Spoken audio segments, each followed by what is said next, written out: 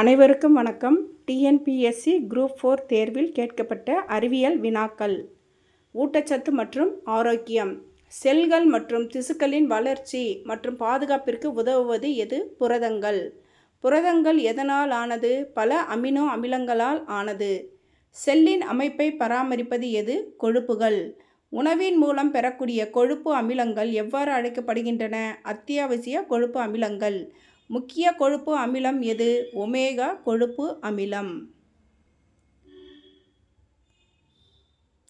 கார்போஹைட்ரேட்டுகள் நம் உணவில் தினமும் எவ்வளவு தேவை? 150 முதல் 200 கிராம். தோல் நோய்கள் எந்த வைட்டமின் குறைவினால் ஏற்படுகிறது? Vitamin A. ரிக்கெட்ஸ் எதன் குறைபாட்டினால் ஏற்படுகிறது? Vitamin D. வைட்டமின் B1 குறைபாட்டினால் உண்டாகும் நோய் எது? பெரிபெரி. வைட்டமின் கே எந்த வேதிப்பொருளில் இருந்து பெறப்படுகிறது? குயினோன்.